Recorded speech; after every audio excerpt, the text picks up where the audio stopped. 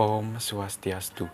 Perkenalkan, saya Kadek Yudiantara, nomor absen 17 dari kelas 11 MIPA 3. Melalui video ini saya akan menjelaskan fungsi bagian-bagian serta sistem kerja dari kulkas dan AC, sebagai contoh penerapan dari materi siklus termodinamika dan hukum 2 termodinamika.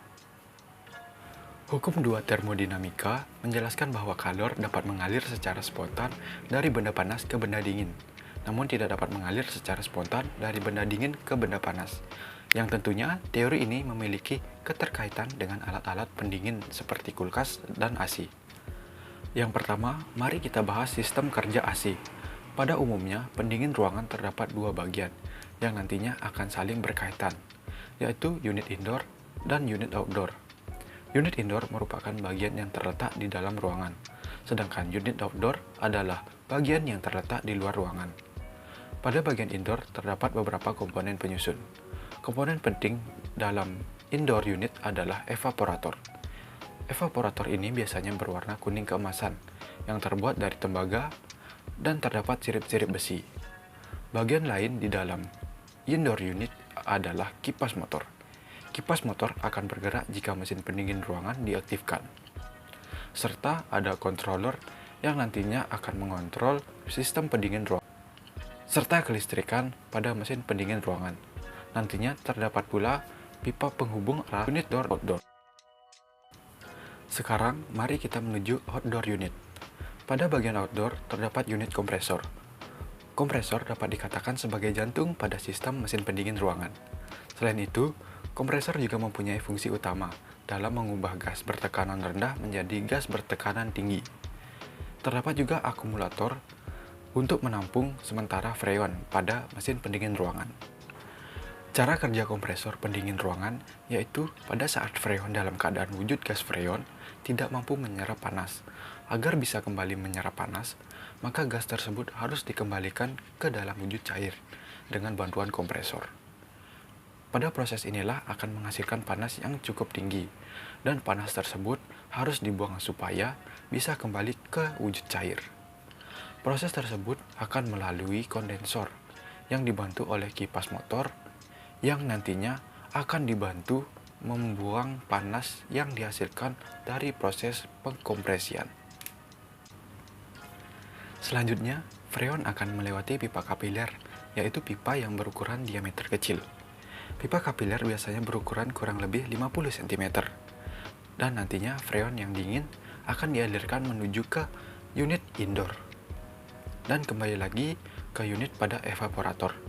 Cairan freon yang dialirkan menuju evaporator akan menimbulkan penguapan. Proses penguapan evaporator akan menyerap panas menuju ke permukaan evaporator, sehingga evaporator akan terasa dingin. Suhu yang dingin itulah yang kemudian akan dimanfaatkan oleh mesin pendingin untuk mendinginkan suhu udara yang ada di dalam ruangan. Dengan bantuan kipas dan permukaan yang luas, maka angin yang dihembuskan melalui evaporator akan terasa sangat dingin untuk mendinginkan suhu ruangan. Sederhananya, proses aliran freon tersebut akan terus berulang hingga sistem dinonaktifkan. Demikian cara kerja mesin pendingin ruangan serta beberapa komponen penting yang ada di dalamnya. Selanjutnya saya akan membahas sistem kerja dari kulkas. Selanjutnya yang kedua, kita akan membahas mengenai sistem kerja dari kulkas. Bagaimana sih kulkas dapat mendinginkan bahan makanan? Mari kita simak ilustrasi berikut ini.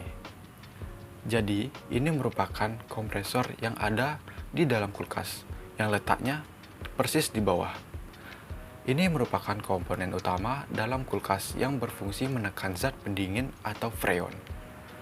Dalam kompresor ini terdapat beberapa komponen yaitu stator, rotor, bak mesin, poros engkol, batang penghubung, dan piston. Piston ini berfungsi untuk menekan sehingga tekanan freon meningkat pada saat berada di dalam kompresor. Dan yang terakhir yaitu head group. Pada saat motor listrik mendapatkan power atau arus listrik, maka motor listrik akan berputar pada saat freon masuk ke dalam. Kompresor freon akan dihisap atau ditekan oleh piston yang ada di dalam kompresor. Seperti yang kita lihat pada ilustrasi ini, perputaran motor listrik ini diubah menjadi gerak naik turun dengan menggunakan poros engkol. Dan batang penghubung yang disambung dengan sebuah piston. Piston ini berfungsi untuk menghisap dan menekan refrigeran atau freon. Begitulah cara kerja dari kompresor. Kemudian, kompresor akan menekan freon dan membuat tekanan freon meningkat dari 0,6 bar menjadi 8 bar, sehingga membuat temperatur meningkat lebih dari 100 derajat Celcius. Kemudian, freon akan dialiri ke kondensor, di mana terjadi proses penukaran kalor untuk mengubah wujud gas freon menjadi wujud cair, dan membuat suhu dari freon akan menurun sampai hanya sekitar lebih dari 55 derajat Celcius, tetapi tekanannya tetap pada 8 bar.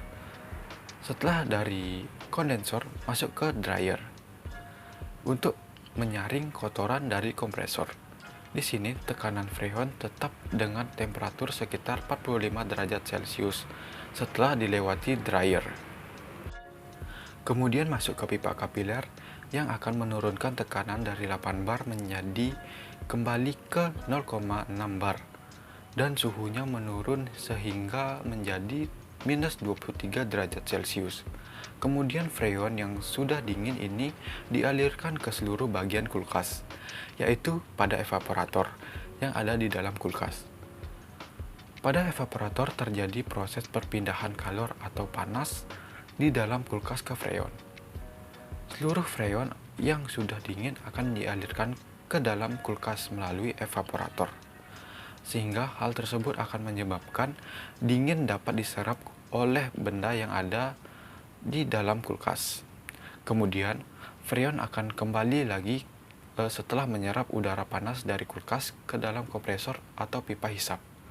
Proses atau siklus ini akan terjadi secara berulang selama kulkas bekerja atau aktif. Sekian pemaparan saya terkait sistem kerja AC dan kulkas. Mohon maaf apabila ada perkataan yang salah. Saya tutup dengan Parama Santi. Om Santi Santi Santi Om.